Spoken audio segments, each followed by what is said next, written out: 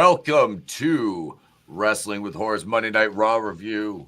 I am Etep, Pete Daddy Dollar, or tonight, as you may call me, Etep Pachiti here, and I'm joined by Joan fucking Collins, as it were, folks. Never mind me slipping character for a second there. I briefly lost my mind and my bits and everything for a moment, but I've got them all back together. And we co-host this evening, mouth-watering monoTony. Oh, shit. Here we go again. What's up, everybody? Happy Monday from mouth-watering monoTony. Just excited to talk about Raw. Pretty good episode tonight, and let's get into this. And we've got Chris here with us as well, and Vincenzo. Hey-o. Hey, Tony. You got pretty hips for a boy. What do you hear? What do you say? So we're not going to bury the lead. We're going to go right into the main event. We'll start with that and work our way back. Main event cage match. Seth Freakin Rollins versus CM Punk. Like, so the rivalry's been building for a year. They got history, and they were at each other's throats, and at Elimination Chamber, fucking Rollins curb stomp Punk. So there's a lot of animosity there. And this started out very solid. We didn't get a pinning attempt until 10 minutes into the match, something like that, after Punk hit 3 elbow drops on Rollins, and then he finally went for a pin, and we got our first pinning attempt. So I thought you guys were going with that commentary and everything too, with Pat McAfee, whatever his name is, where it's just like the guys, they weren't wrestling, they were just trying to grab each other's junk for 10 minutes. We had butt culture. We at buttculture.com. Fucking Pat McAfee. Oh my god, that guy's so good. We'll talk about him when we talk about the Jey Uso deal. We'll talk about Pat McAfee. This was good. I mean, they had a pretty solid match, and then the ending was really fucking good. Well, we had some decent spots in this. Rollins with the superplex when Punk was laid out over top of the cage, and just by comparison, if you weird neckbeards want to be like, well, Ospreay and Fletcher did a Spanish fly off the top of the, and that's fucking ridiculous. And there's no fucking reason for that shit. Like, I'm sorry. Like, it's not worth ending your career or your life for one fucking spot that's going to be remembered for 10 seconds. Like, and it's going to get a lot of plays for a couple of days, and then everybody's going to forget about it. That ain't a Mankind and Undertaker Hell in a Cell from '98 that people are going to be talking about fucking 20 years later. Ain't nobody going to be mentioning that. And I'm not saying people are going to be mentioning this one, but this advanced the story. Now, I'm kind of familiar with the Ospreay angle. Ospreay and Fletcher, obviously they were partners, and they were tag team partners at one time. So there's a lot of animosity, and Ospreay is with Don Callis and left, and now Fletcher is with Don Callis. So there is that. And there was a lot of back and forth verbally during the match, which is nice with the benefit of like being on television.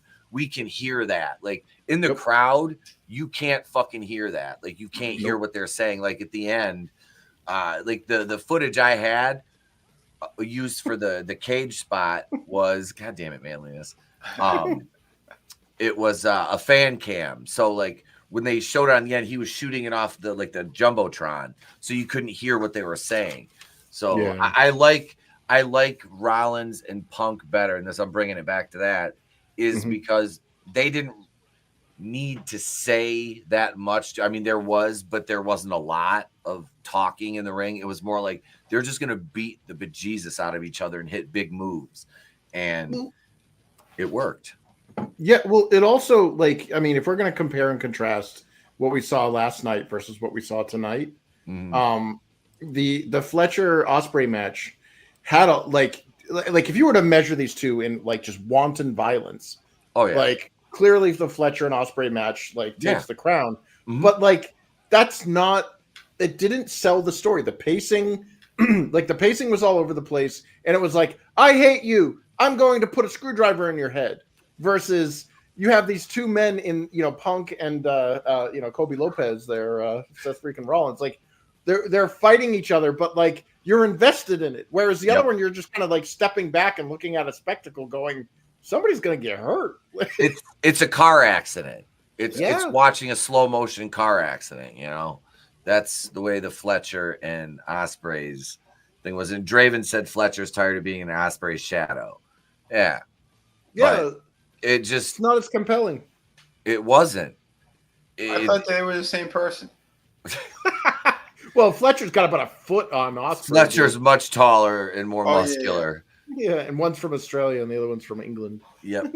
How dare you confuse us? With Thanks, guys, for explaining my joke away. Those prison colony slime. Yeah, those bloody rowdy colonials. But no, Rollins had the superplex spot off the cage. And then a pin attempt. Punk hit his second GTS. That went into a falsie. Rollins hit the super stomp on Punk. And that's when Rollins sat by the fucking ropes. And you knew somebody was coming. Number one, the crowd started to pop. But number two, just by the way he was sitting. Like position and then the camera angle, the way they shot it. Like they didn't want to give it away.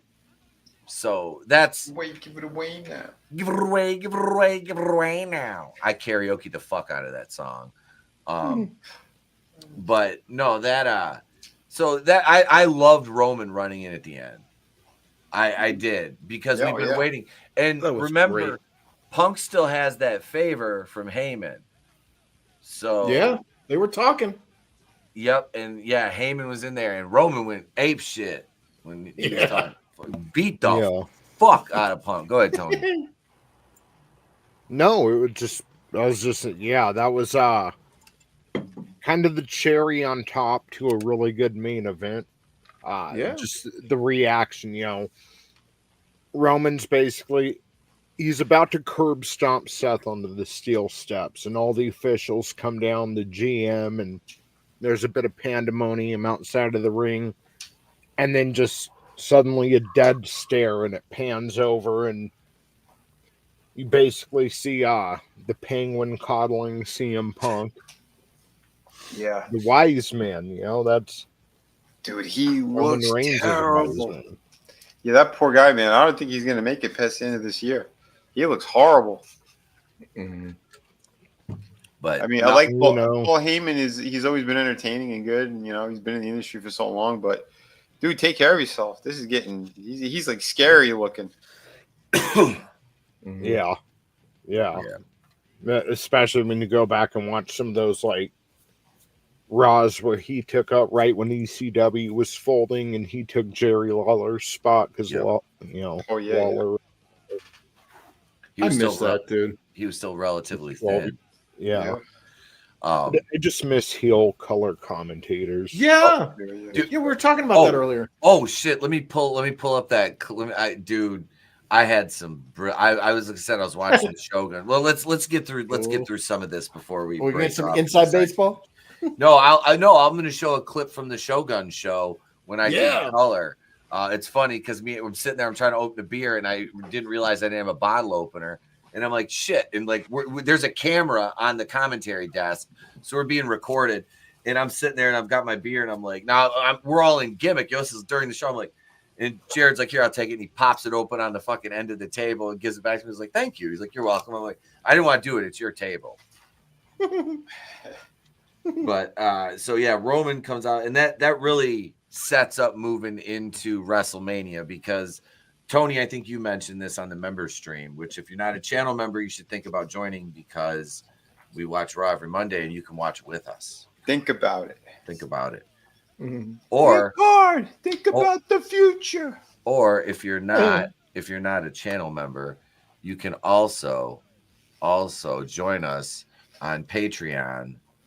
For $2 a month, you can join us on Patreon. That gets at least one upload every single week on Wednesday. This week's upload is Miami Connection.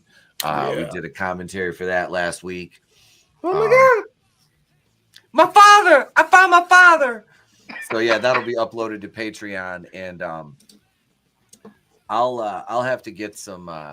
We'll do another match breakdown, and I'll edit that up, and we'll put that up too, because we've been doing Tony and I have been doing match breakdowns too. So we'll get another one up there for you guys very soon. But yeah, this week's upload on patreon.com/wrestling with horror 420 is Miami Connection.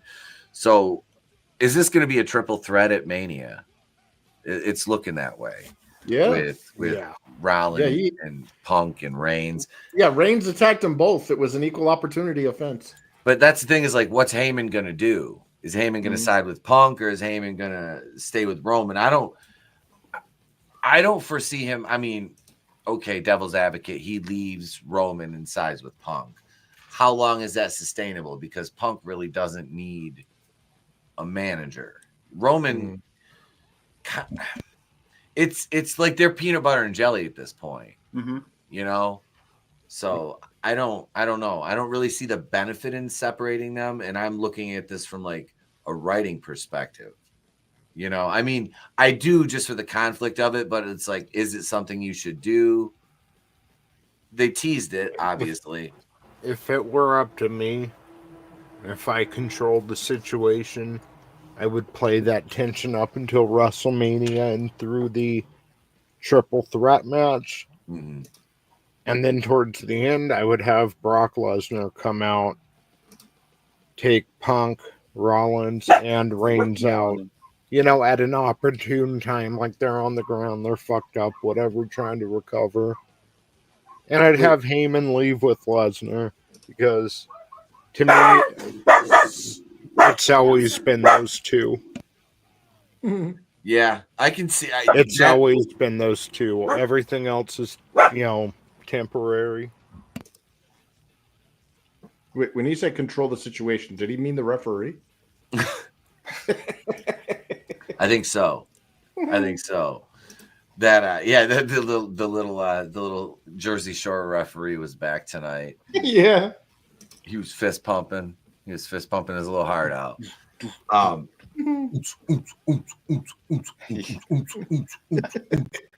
It's a Jersey thing. You don't get to just say it's a fucking Jersey thing, Mom.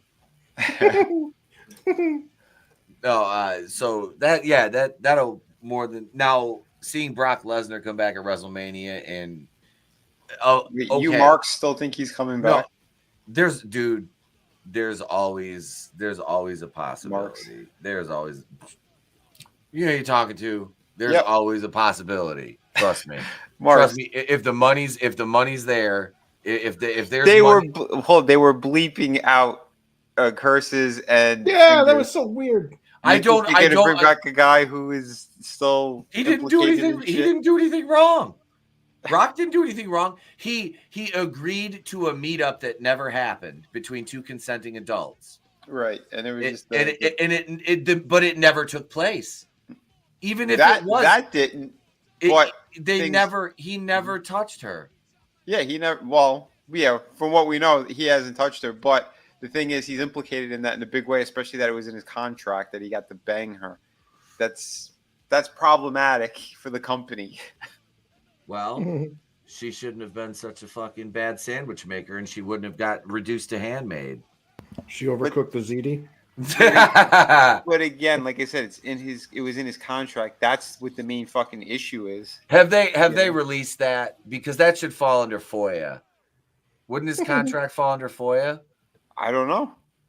Because if I honestly want to know and see that with my eye that like I do. If it's in there, okay, it's in there, but I want to see if it, legitimately. Well, that was the main. It wasn't even so much that that meetup was going to happen. He was fired because they said that was in his contract. That's the main reason he was fired. It wasn't because of whatever acts were going to transpire. It's because McMahon and him agreed upon that. That's the problem. I just don't see him like writing in some. I mean, like she's an attractive woman, but I mean, like he's married to Sable. Like Brock doesn't. She doesn't strike me. I don't know. Just the guy just seems like he doesn't fucking care about anything except like fighting and money, and then his ranch. Well, like, maybe that's in the the thing other- too. He didn't care about anything. He's Like, yeah, I'll fucking like whatever, just his other you know what I mean? Like that's like his fault. Yeah, I'm here doing my job, but then I just want to get back to my fucking ranch. You know what I mean? Like he really like I don't know. I've heard enough stories about that guy over the years. Anyway, he was in the limelight for so long. Well, that's it. And he was not a good person overall. Well, to get to that level, no, let's face it. Yeah, if you're at that level, you've stepped on toes or on throats one way or another. I mean, nobody at that level of success, their hands are. I'm sorry, it's not. That's a fallacy. You know what I mean? Like you've done something along the way. But again, I mean that's the main thing though. It's like with the company, with how bad that company is and how strict they are with everything. Because again, my friend was working with them, and he fucking broke it down how when they came in TKO and did what they did, everything is so beyond strict. You thought McMahon was bad with letting even them go to fucking certain conventions or whatever, and this company it is more Yahtzee like than that. So especially with the squeaky clean image that they want to keep representing.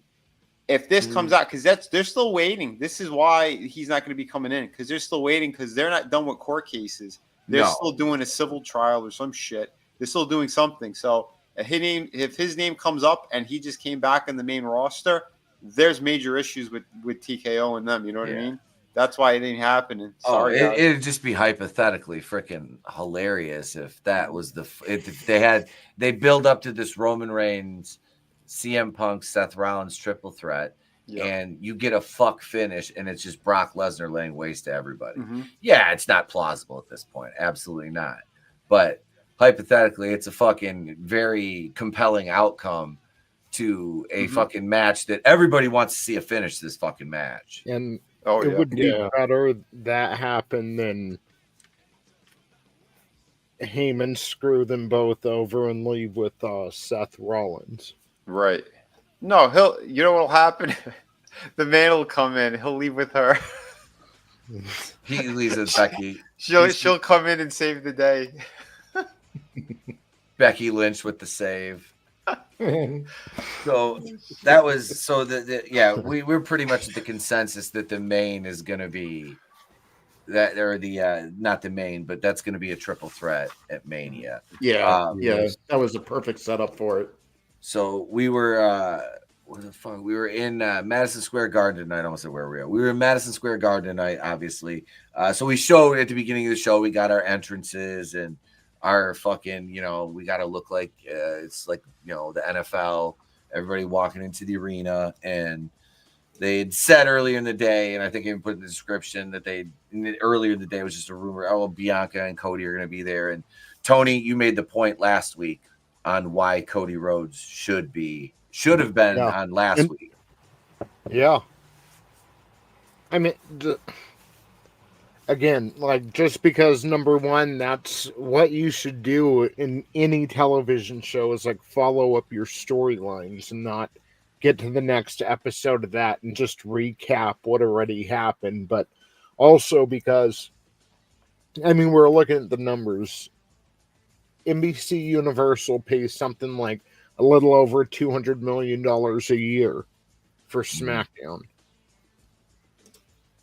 Netflix is paying $500 million a year for Raw. They're paying, and Fox paid even less for SmackDown, by the way. Netflix is paying WWE twice as much as anyone else. This ought to be the premier product. And when you have an angle that everyone's talking about, I mean, that made waves. John Cena turned heel. People who haven't watched in 10 years heard about that. And they're like, huh. You strike while the iron's hot. And last week, I mean, it was a subpar episode of Raw. And they probably had some sort of talking to, because not only was Cody Rhodes on this week, but we had a banger main event. And the return of Roman Reigns. Well, I don't have really any complaints about anything that we saw tonight. Like banger main event aside, I thought it was a solid lineup from the beginning to the end. Yeah, but it's almost like, what we saw the past few weeks, it's a stark difference. Yeah. Yeah. I think they course corrected. Yeah, they must be seeing ratings. Well, I had two problems. The first match, which I only remember the guy walking through the crowd. I don't remember the match. So Yeet was horrible as always, in my opinion. And Droopy Dog. I didn't care for Droopy Dog whatsoever. Yeah. Well, here's the thing: was like I didn't like the Uso thing, but like he's over, dude. Like that guy is so, like the crowd loves him. Oh, I know he is. And for me, it's like do more. Fuck. Yeah, but Sorry, it's a squash. It's puffing him up essentially. Well, yeah, and that was. Oh, go ahead. Sorry, Chris. Go ahead. Well, it's the 2 weeks before this. It was Gunther fighting jobbers. Now it's him. I just wish they would have them interact more. Mm-hmm. Oh, they will. Promos. Have Gunther punch his wife in the face or something like. Wow. No, I think what they're doing is and I could be off here, and take what I'm saying with a grain of salt, but I think they're puffing these guys up with squash matches, and then they're going to do a collision before WrestleMania hits, and it's going to be one of those things where it's like they get pulled off or something separates them, and it's like I will see you at the pay-per-view, and I think that's a good because you're building up the Coke and Pepsi teams now. You know what I mean? You don't want to slam these two guys together too quickly because then it's just going to be like, oh my God, how many weeks are we going to see them playing patty cake with each other? Right. Yeah. See, that's the thing is and I understand the long-term booking thing. Yeah. Because we've got until April 19th for this to all culminate. That's night 1, and April 20th, night 2, which is the funny Austrian painter's birthday, but mine's the day before, so let's just focus on that. No, we had Grayson Waller with Austin Theory versus Jey Uso. It was a decent early back and forth. Now, I'm not the biggest Jey Uso fan, but I give props to somebody that gets himself over, and goes from, yeah, dude, he was a great tag team wrestler. Like the Usos, I wasn't a fan of theirs, but they were a great tag team. They really were. Mm-hmm. Obviously they're brothers. They work very well together.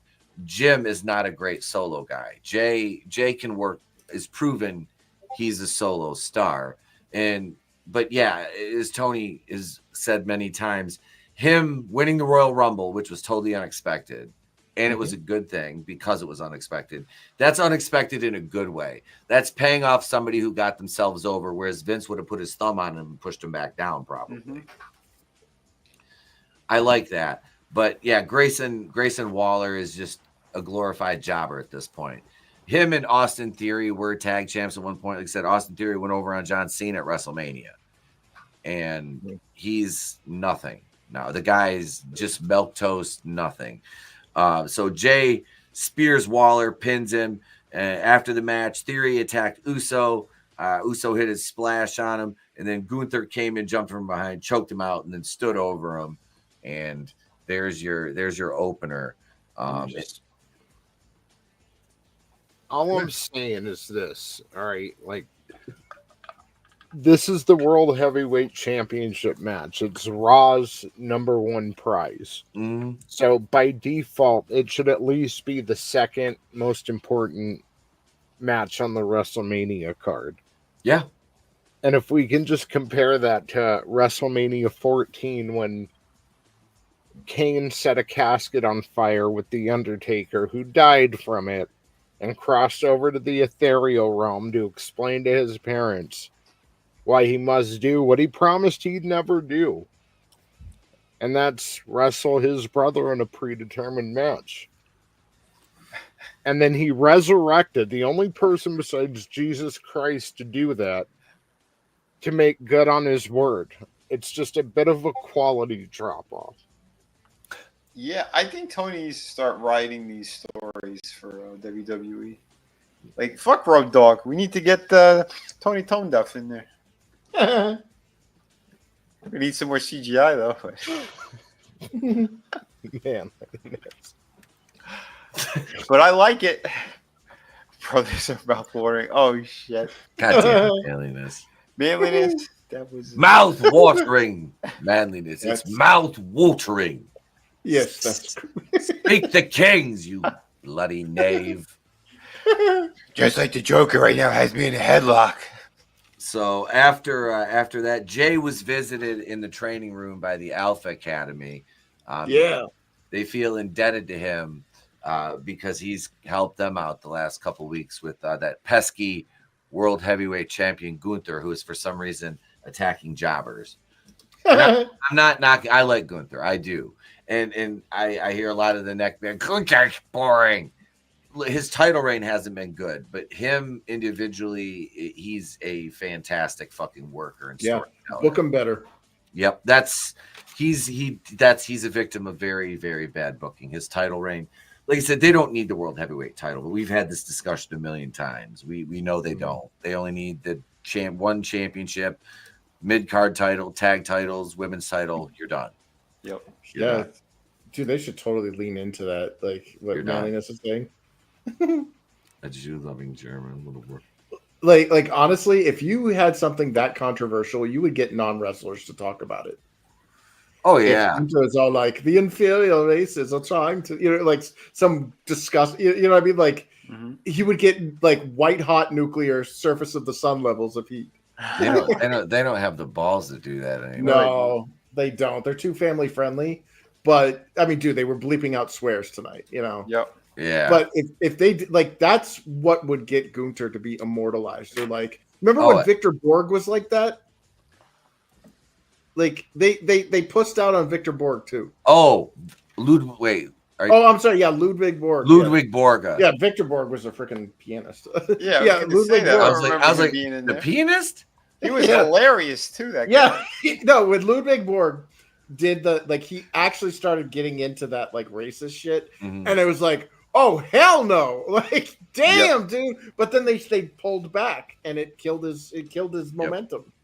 And you've got Gunther, who he's got the mic work. He could do this. He could totally be like, these inferior people cannot stand the superior German, like, and you would hear like. You would get like Rowdy Roddy Piper. You would need like his anti-knife jacket to survive getting out of that arena. You'd have you'd have nuclear heat at that point. Yes. Like that's when you're not sure if you can leave the venue because you're afraid of getting stabbed. Yeah. Like you're calling the local police and have them escort you out. Like back in the territory days. Like I want that kind of heat. Like I want to get that kind of heat one day to where I have to call the cops and be like, oh, trust me, I've been there like, this close. But Logan Paul comes out for a promo, and dude is fantastic. Like this guy, like I said, I just didn't like that. And this is a nitpick. I didn't like the way he was dressed, man. Casual Friday. Yeah, come out to the ring looking. I know it's not your kid, but like, dude, you're fucking rich. Come out to the ring looking sharp. Like, if I'm not in my gear, I come out to the ring like in my fucking suit. You know what I mean? If it's like a promo, I'm not going to take a bump or anything. Persona you're selling. Yeah, I just think he's being himself, and it is kind of a heel move to come out there looking like shit, at least in today's world. I don't know. Now, would I wear that outfit? Probably not. It's not for me, but I don't know. Well, I think I would have just come down in my actual wrestling gear at that point, because he was gonna do a spot there with the Schultz guy there, the comedian, who was, by the way, a very tall person as well. So it was great. They actually worked pretty good together. And then when AJ Styles came out, I was like, yeah, let's get it on. Like, I was like, I enjoyed that. I just wished that, him coming out looking like what is it, like a wine aunt on a weekend, like with the hoodie and the well, it's like I said during the member stream, I basically quoted Disco Inferno, and he said, these guys come down the ring looking like a fucking slob, and Conan kind of agreed. He's like, he goes, if that's your gimmick, Conan was like a gangster, so he wouldn't have done it. But like somebody normal, like who doesn't have like a gimmick, like Conan's a gangster, so he's got to wear gangster type shit. Disco Inferno.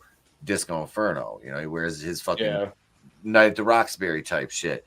But Logan Paul's like, man, if you'd have come out in like a fucking like, you know, a couple $1,000 suit, like, you know, at least something nicer than looking like a homeless person. You know, even though that outfit probably costs like $4 or $5 grand, probably more. I don't know. But I mean, I've got like 20 pairs of ripped up jeans. I'm probably sitting on a small fortune. No, it was a good promo. It was good. It was really good work. Schultz, you could tell they rehearsed the shit out of that. Him posting for that suplex spot. Paul, pulling him over the barricade and everything. He took that bump a few times to get ready for it. I guarantee you the first time he did that, he was like, fuck. Yeah, ouch. Yeah, I'll guarantee it. Because there ain't no fucking crash pads there. That's just more and about that much padding.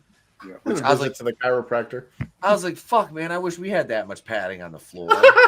We just got plywood. We got tile, man. That fucking shit. Oh, hurt. So I don't bump outside the ring. Fuck that. I was like, I ain't pumping I'm not punching my bump card outside the ring. Like I said, I made it through. I believe I can't wait to watch the footage, but I think 3 bumps I took in that entire match Saturday. That was all I had to take. I believe it was 3, maybe 4. Nice. But yeah, and they were easy. One of them all I did was run and hit the turnbuckle and then just back bump and then throw my legs up so I could fucking hit the elbow drop. Oh, nice. Yeah. Let's see. Styles hit the phenomenal forearm. Paul powdered. Styles calls him back. Paul walked out, and then AJ and Schultz got to fucking stand tall in the ring. Schultz did his little turnbuckle pose. He got his moment up there as a New Yorker, I guess. So it was good for the crowd, you know. Send the people home. Give them something in the middle of the show. And then we had the recap of EO versus Rhea. And if you want to watch a comprehensive breakdown of that match, go watch my video. I did a video just on that match from last week, and I'll tell you my thoughts on that in the video. But then we had the New Day Tornado Tag Match versus Dragon Lee and Rey Mysterio of the LWO. And the New Day won after a mystery luchador, which is supposedly Chad Gable, attacked Rey and Dragon Lee. New Day got the pin on Mysterio. It was a good match. It was a good tag match. The New Day are next level when it comes to like their work together because they've been together so long. I was surprised too because like I've never really cared for them, but and I never really paid attention when Xavier Woods wrestled. That little shit is good. Oh, he is. He's absolutely talented. He's a really good worker. He did a good job. I don't mind them. I like them better as heels because I've never been a fan of the New Day. Never. I didn't like them. Was one of those gimmicks? I'm like, yeah, it just didn't work for me either. Yeah, it ain't gonna work for me, brother. No, like but I did like Big E. I thought that dude he had presence to him. It's a shame about that next shit. But. Oh yeah, because he did. He had a gravitas. Yep, Big E did. See, I was a fan of Kofi when he first started in ECW, the WWE version of ECW when he came in there, and I remember his first Trouble in Paradise fucking promos and shit when they were still making him use that Jamaican accent, even though he's from like Uganda. Yeah, I think or some shit. Yeah. It's I think it was Uganda, but which is just funny. I'm like, why would you make him have a Jamaican accent? That's not even relevant. Never mind. It's Vince McMahon. Never mind. Yeah. But you're black. Yeah, you're gonna be Jamaican, pal. And then Jared Briscoe's like, that sounds great, Mr. McMahon. So we the match was like I said, and then Pat was banging the boy toy. God damn it. No. It was a solid match, just like Pat Patterson had with Shawn Michaels' ass. But no, you're just a boy toy. Boy toy. He's just my sexy boy. I lost my smile and my sight in one eye.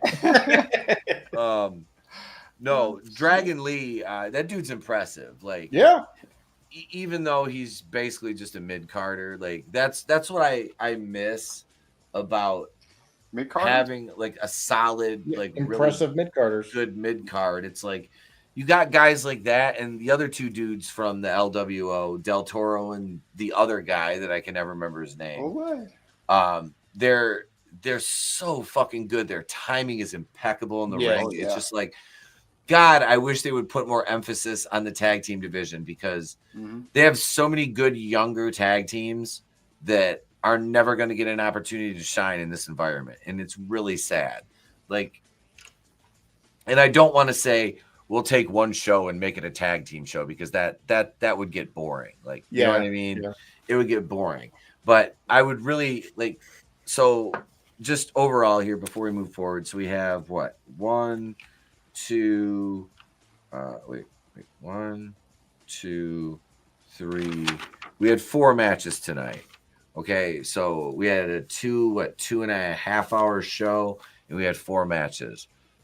Now, I know they allowed extra time for the main because it was a cage match. You have to. You know, that's a big build. You got to have a good payoff. But you can tighten things up and add an extra match. I mean, it may seem a lot having 2 tag matches, but if you have a solid tag team division and you have good storylines, then why not? And then but then the argument will be, well, what about the women? And that's what I said. What about it? I'm sorry. No, I just say what about it? No, there's a lot, and that's the thing is like Draven mentioned the other day they're actually going to do. They're in talks for another women's Evolution pay-per-view. I said great. Let's see what it draws, and I guarantee you they'll sell a fuck ton of tickets. They will. Oh yeah. They'll sell a fuck ton of tickets to it. It will. Well, just a couple of headliners alone puts asses in seats. So absolutely. Yeah, names do it. Yeah. And because this is the thing, is it's treated as something special, right? Mm-hmm. It's billed, it's a special event. It's an all female pay-per-view. Now, devil's advocate, what if we said we're gonna have an all-male pay-per-view, and they'd say, well, that was just wrestling in the 80s. Well, there was women. Okay. There was women. We'd be like, all right, okay. We'd be fine with it, but their new audience wouldn't. Only female valets then. That's it. Mm-hmm. That's it. They can only be valets, you know. But no, I don't mind the all women's thing, but like I've heard, oh well, WWE should have an all women's TV show. Pump the fucking brakes, back the truck up. No more. Stop. How about no? You're turning it in. You're turning it into hollow content at that point. Yeah, they'll do it, and they're gonna be like the Roman Empire, and they'll spread themselves too thin. You know what? Well, why would I tune into a women's match on like Raw when they have their own all women's match? You know, and it's it makes it less special. Yeah, they shoot themselves in the foot. Yep. Yeah. And speaking of the women, we went to the backstage segment with Finn Balor and Dominic. They were Carlito and Finn were talking, and Carlito was totally just not paying attention to anything he was fucking saying because Carlito's amazing. And the only reason they're paying him is to go out and take bumps occasionally, look at the lights, and then do comedy. And he's fantastic at all of those things. Yeah. So did they planted seeds too? Oh, sorry. What's that, Chris? They planted seeds. They showed, so Finn Balor and Dom had a big old bro hug, and the camera pans over to Dom, who is a scummy son of a bitch, and they're kicking Finn Balor out of this group, and they're adding a new member. They're going to add a new member, like Dom wanted to, and Finn didn't. Yep. So Finn will get kicked out, and he'll go to relative obscurity. Yeah. Oh no, Jiminy Cridna. Oh, I got to go back to the aisles. Did they? Oh, Finny boy! I spilled the yogurt again. The pipes are calling your name. Oh, Finny boy! He's gonna go do a marketing collab with Carvel ice cream. I mean, he's going to be the new Cookie Opus. Can I be the new Cookie Opus? Are you anti-Semitic, lad? Very. You're in. You're hired. It's a match night in heaven. Give him a bottle of whiskey, tell him to punch his wife, and let's go. Did they ever put Carlito with what's his face? The black dude? The funny one. I can't think of his name right now. R-Truth? R-Truth, yeah. Oh my God. You're why leaving have- money on the table if you haven't. Why have we never had that pairing? What did I say last night? You're welcome. R-Truth. I said because we were watching. It was the Hurt Syndicate, Shelton Benjamin and Bobby Lashley versus the Outrunners, Turbo Floyd and Truth Magnum, and I said what should have happened was for one night only. WWE should have been really cool and let R-Truth come in, and instead of Truth Magnum, you have R-Truth Magnum, and he comes down with Turbo Floyd, and they're just like totally playing it normal, like he's been his tag partner all along, kind of like Asian Jim in The Office with Randall Park when he sat in for Jim to fucking prank Dwight. Like you do that, and then all of a sudden, Truth Magnum comes walking down, and R-Truth is like no selling it. Like he's like, man, I'm Truth Magnum. He's like, oh dog, I'm R-Truth Magnum, dog. Like I've been here the whole time. I'm one of the Outrunners. He's like, well, you can't be me. And R-Truth's like, I'm what, dog? I'm R-Truth Magnum. He's like, well, you're black. And he's like, and R-Truth, that would have been funny if R-Truth was like, oh no. Oh no. And then he goes and he shows up because Dynamite's on Wednesday. So he shows up Thursday on fucking TNA and he comes out and he starts going, where's John Cena, dog? And they're like, you're on TNA. And he's like, oh, again. And then Monday night he finally shows back up. They show him getting back with his suitcase to Raw. And he comes in, they're like, you're not booked. And he's just like, damn, in his Uber. You see his Uber leaving. That'd be perfect. That's long-term storytelling that would only take a week. I'm good. Tony Khan, get a hold of fucking Nick Khan. You guys are probably cousins, and hash this shit out. Probably. So then we had Finn. Dom told Finn he got him an Intercontinental title match with Braun Breaker. Like next week. Mm-hmm. Yeah, next week. So we know that tells us, I know, Draven. I know. That's what goes on. I was so high during the member stream. That's why I was off camera most. I was like, Jesus Christ. I'm like, why did I do that? But I finally snapped out of it and I'm good. So all synapses are firing again somewhat. We're at about 55%.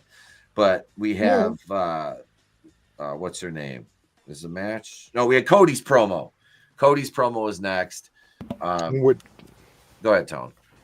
I mean, there was nothing said that wasn't said on Friday. And this really seemed like a case of, again, maybe all H got a talking to.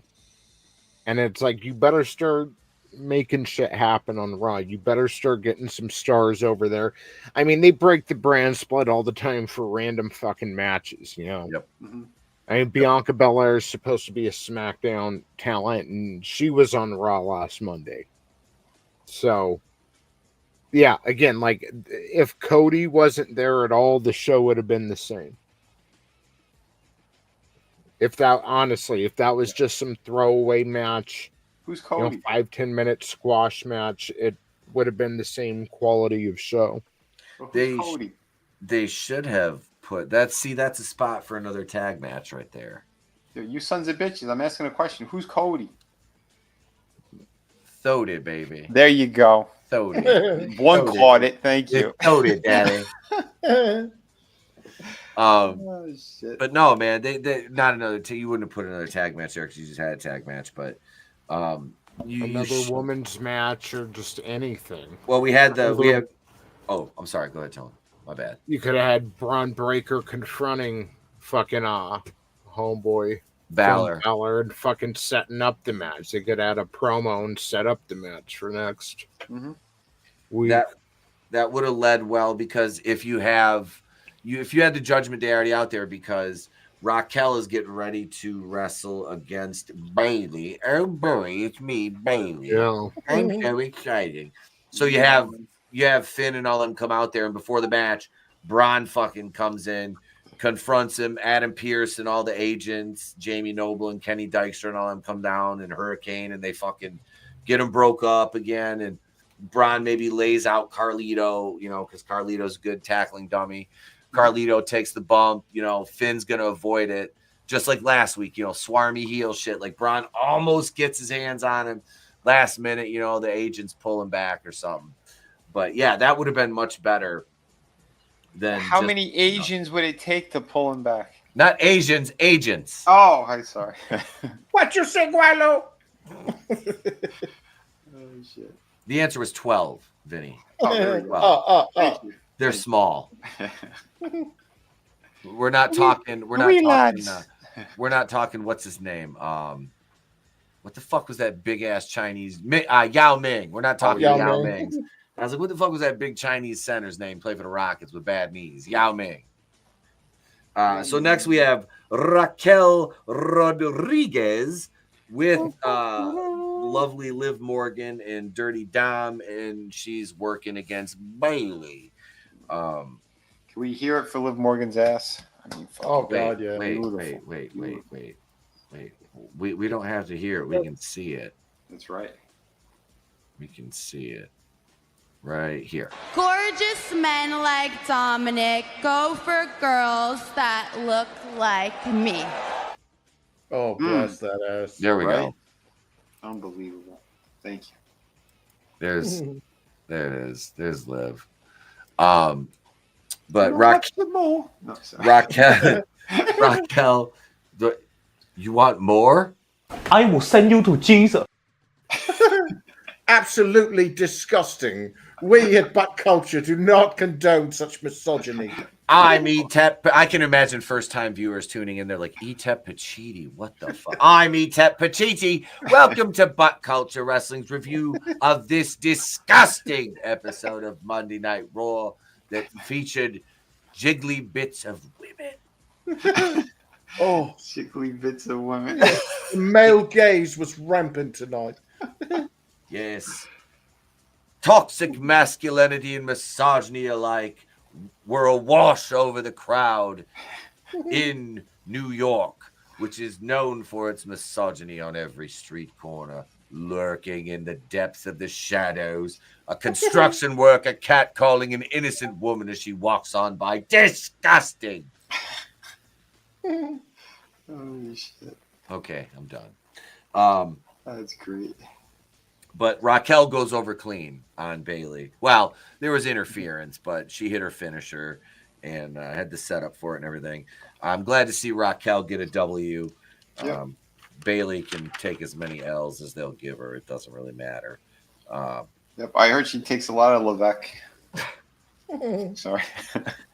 I wonder whatever happened with that. I did that video a while ago on Triple H and Celeste Bonin, Caitlin, that was from Tough Enough. She was a bodybuilder they brought in, and Triple H was very, very attentive to her. Yeah. I was just kind of wondering because who was it said? It was somebody said that. Oh, it was Ryback. Ryback was talking about her having an NDA with them. Yep. And yeah, you remember that story. I was like, I wonder if anything else ever came out of that. I haven't heard anything. Right. I was kind of waiting to see if the other shoe dropped there, and we found out some dirt on old Paul there. Mm-hmm. That'd be great. I'm kind of honestly, it's kind of like with him. I'm just like, man, with his past, it's not if, it's when. Like something exactly. And I'm not saying it's going to be like of the criminal nature, but it'll probably be immoral or something. I mean, he's got a checkered past as it is. I mean, China and Stephanie. Let's not act like his. Yeah, he was kind of a shitbag to China, but So Kathy Kelly confronts Chad Gable backstage, insisting he's the masked luchador. And she's like, just, it was you. You've got the same outfit on.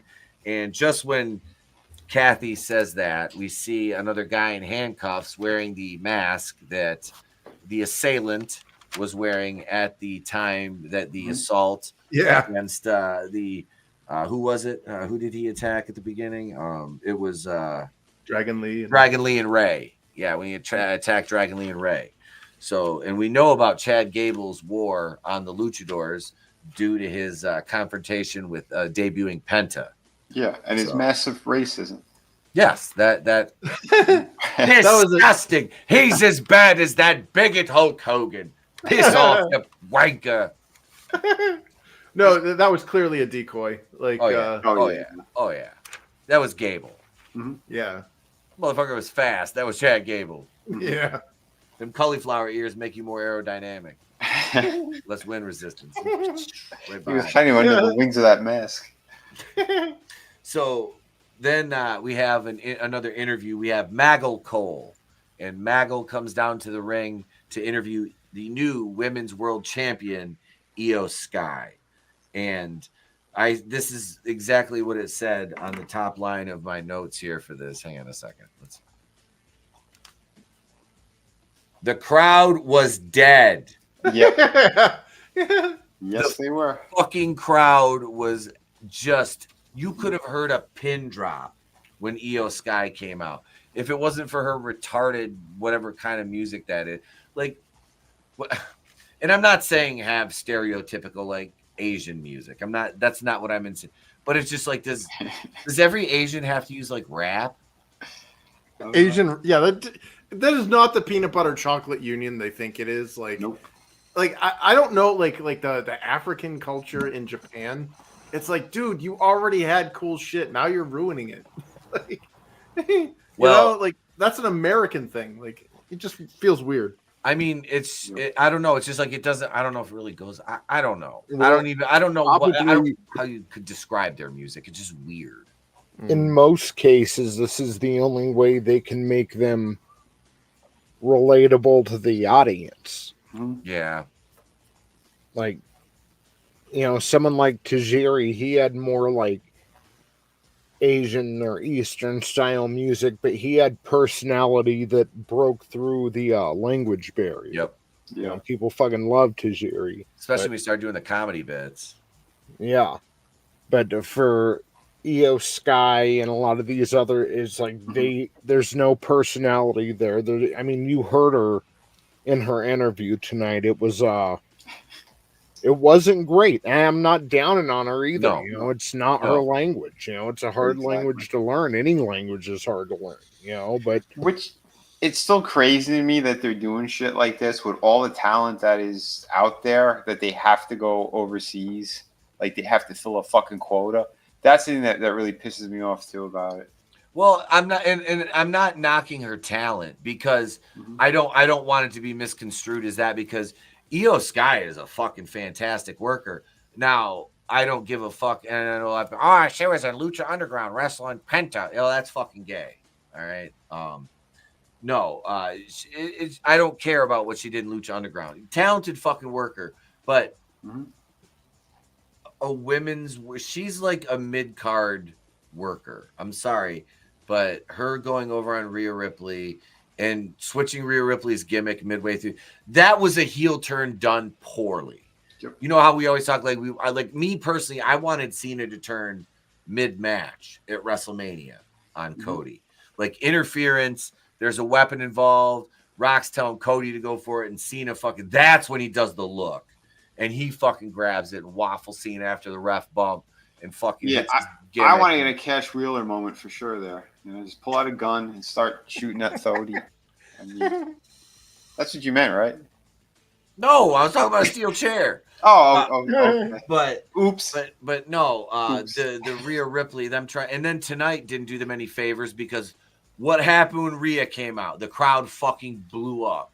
Oh yeah. Like, that was the loudest they were since Jey Uso came out. And that right there, and you just like, I always like, it's tough to like pay attention to everything at once, but like during entrances, like I already know what you do when you come down and what your music is. I want to hear I'm trying to listen to the fucking crowd reaction.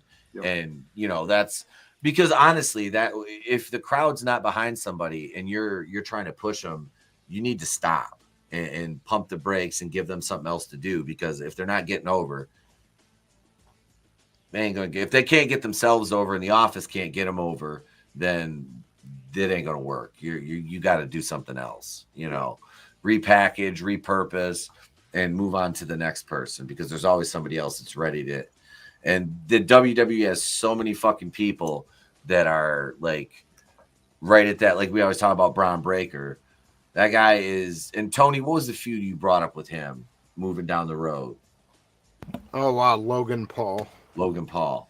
That would be a money program. Yes. 100%. Yeah. You give them, what'd you say, about another year or so to cook, and they will be those two guys could be at the top easily. But so Bianca was down there. This is before Rhea came in. Bianca came down, and of course, you know, she's yada yada yada. Now, there's something I noticed with that too when Bianca did come down. I still didn't see any pop or any reaction. There was nothing big. It's just a little for her. And that's New York on top of it. So you'd think it would have been a bigger showing for her. Yeah, she's usually very fucking popular. She got, well, she came out, she was serious kind of on SmackDown, but she still got a pop, you know. I was kind of shocked because it's not like she hasn't been on Raw. Right. You know, so, and it's not like the audience doesn't know who the fuck she is. But like I said, the character could just be getting a little stale, even I'd though say very stale, to be quite honest. I mean, for me, yes, she's very stale. And like I said, I respect the hell out of her because she's a fucking powerhouse. She's a great worker. Yeah. She really is. Yep. She can work her ass off. I just hate that gimmick and everything about it. But it'd be more effective as a heel. For sure. And I think that seems like where they're going with it anyway. So that'll be good. Make that happen sooner rather than later. Yeah. You know? Because as soon as you hear Rhea's fucking music, that audience, that's a pop. Hey. You know? What up, Anime Night? Channel member for 13 months. Bro, thank you, bro. 13 months of supporting Pete Daddy Dollars brand, bro. Thank you, bro. I'll show a few pictures I have from the show the other night at the end of the show here. Oh yeah. Yeah, I just got a couple crowd pictures. I got new promo pictures taken in my gear. I still haven't. I got to get my transfers. I'm waiting for the transfers to come in my shirts. I got 100 T-shirts coming in, so we'll have the new logo on the fucking gimmicks and on my fucking singlet and everything. So yeah. So Rhea is facing off with Bianca, and Io's an afterthought in this. Yes. Io, this was supposed to be her interview, and Rhea fucking mushes her and just knocks her over. And then Bianca fucking mushes her, and then Io slapped the shit out of Rhea. And I was proud of Bianca for this because Bianca usually no sells everything, and Io slapped her and she fucking went down. And then Chris, you might have to translate what Io was saying when she was leaving the ring because I couldn't understand a lick of it. She said, "Kisu behedes." Onanamadewa Satsujimashin. It sounds cool. No, actually, it was all broken English. She never said anything in Japanese, which sucks. Honestly, like she should probably do what Takeshita did in AEW, which is lean into the Japanese. Either get an interpreter, like seriously, dude, get an interpreter. Like it's not intimidating when you sound like, "Hello, my name is Io. Like you are going down." Like, dude, like I've given product pitches in Japanese. Okay, it's not my first language, and I am embarrassingly bad. And you know, I'm like C level basically, or C rank in Japanese. And that's what it felt like from the English side, like a Japanese person trying to give this like C rank broken English thing, and it doesn't work, dude. I'm sorry, and it's nothing against her race or anything, because dude, I'm a super weeb, you know. Like this is about your character. You're not going over with people who can't understand you. Right. She couldn't even say Madison Square Garden. She goes Madrotusu. And I'm like, come on. That's what she was trying to say? Yeah. Oh, my Jesus. Yeah, that's bad. Thank you, Anime. Appreciate you, brother. Yeah, so they're setting up. This is going to be a triple threat at WrestleMania. Another fucking triple threat at WrestleMania because God knows you can never have. We can't get a decent tag team division. But we can have 90 fucking triple threat matches. Jesus Christ. I can't complain. Like I said, I was in one of these in January, and because I was the heel, I got to spend most of the time outside of the ring. So that just brings us right back to the main event. So honestly, overall, I'm trying to think here. The only segment that was really honestly bad that made me do this was the Cody segment. I was just like,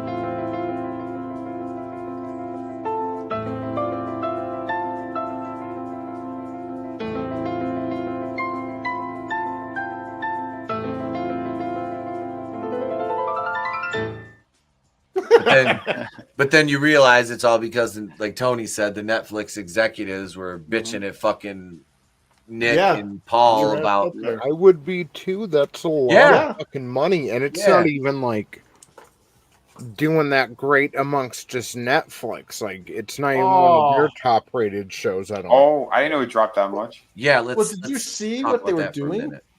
Yeah, they were seeding all of their Netflix. Like they made a huge invitation. Like they set aside probably like a couple hundred tickets or whatever for their Netflix actors and these like no-name rappers, like super D-list. And I gotta say, it's weird seeing Macaulay Culkin included in that because I don't consider him a D-list celebrity. But like all these people, I had no idea who they were, and they're like, "Hey, they're gonna wave. Hi, we're Netflix." And I'm like, I don't care. Yeah. Look at me. Yeah. Look what I can do. Well, that's their influence. They're trying to get money. You know, it's like an advertisement in the show. Oh, yeah. Yeah, night 1 and night 2 will both have triple threats. Yeah, oh yeah, absolutely. The cards will be like identical except just a different night. That's basically what it's going to be. No, the ratings, what were they about? They were at 2.6 million people watching worldwide or something. Wasn't it? Something like that, Tony?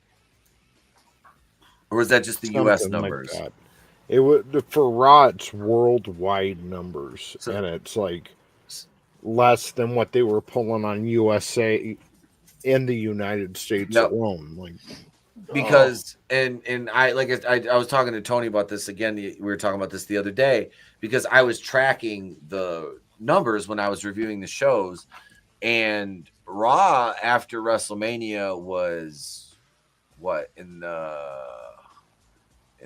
they were up over 3. SmackDown was up over 3 or high 2s, and then SmackDown jumped over 3 and Raw dipped, and Raw was in the low 2s and SmackDown was in the mid 2s, like when I really stopped keeping track. And that was on USA and Fox respectively, you know. But SmackDown has been the better show as of late, but that's where you're getting your, you know, not that I'm that big a fan, but if you look at it from like an overall perspective, that's where Cody is. That's your main champion is on that show. Thode baby. But that's the show he's on, you know. So you're getting more over there. And they have LA Knight, you know. Oh, that's where he's at. Yep. Yeah, he's on SmackDown. Is that where the Uncle Howdy shit is too? They moved all them over there, yeah. Alexa Bliss is now on SmackDown. Oh, nice. Yeah. So that's it's, and I watched most of it last Friday with Trey. It was a good show. I actually stayed awake this time. Oh. So, yeah, like achievement unlocked. Yeah, you know, the only thing I missed was Tiffany Stratton beating Piper Niven. That was the only thing I missed, but. Other than that, no. It was a good show. Tonight's show was a good Raw. Yeah, I didn't hate this. This was a good episode. Last week's was dreadful. Yeah. This was a little bit better. Yeah, 2 weeks ago I was like, don't need to really see that. But you guys watched that event and I didn't, so that's why I didn't bother with last Monday because I'm like, yeah, I don't know what the fuck's going on.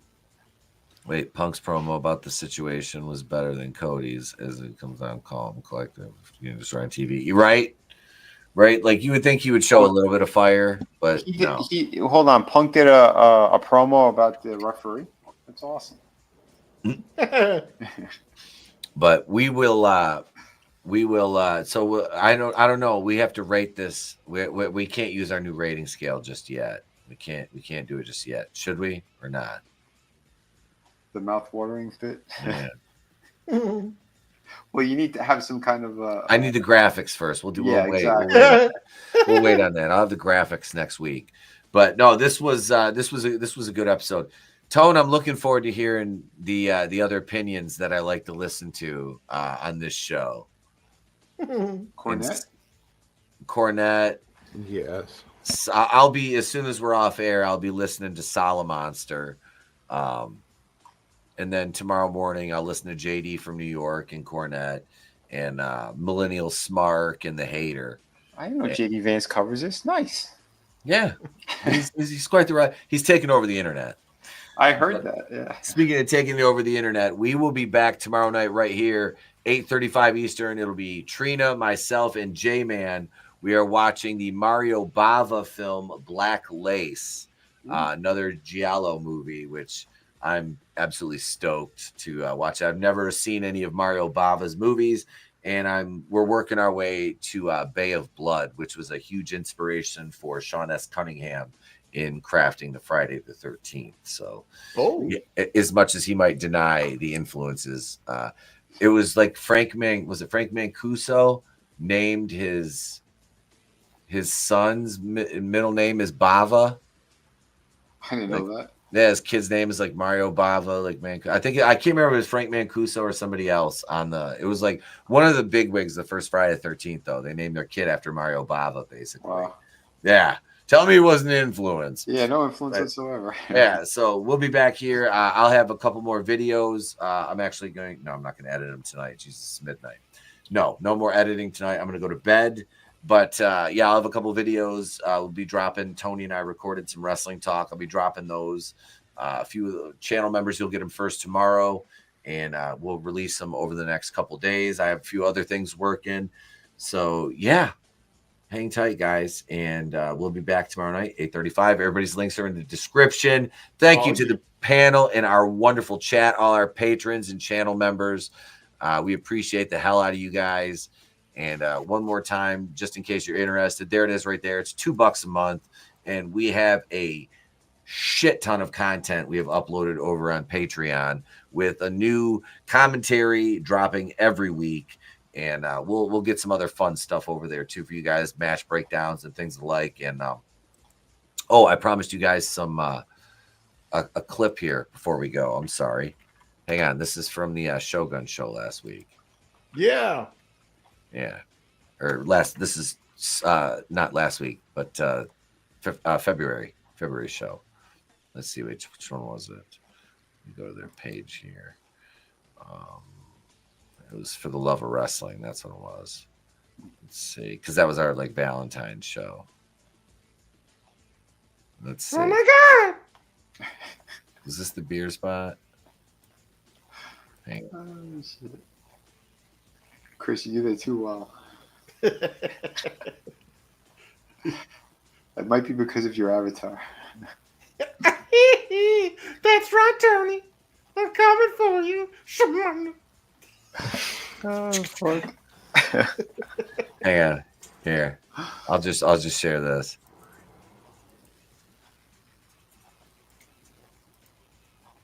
This is Chase, our ring announcer. In commentary, we got your CEO, Benjamin Brody, Pete, Danny Dollar. Yes. Oh, come on. Boom, he won't say nice things about You don't know all of them. I hate all of them already. our man, Mad Dog Warren. Our theme tonight is for the love of wrestling. So we welcome you to this Valentine's show. And we can see just how much you guys love us by being here tonight, because you had to brave those elements to get here. So thank you. Give yourself some hands. And thank you for being here safe. Now, our fierce competitors will also prove their love and passion for wrestling tonight as they fight through tonight's amazing lineup.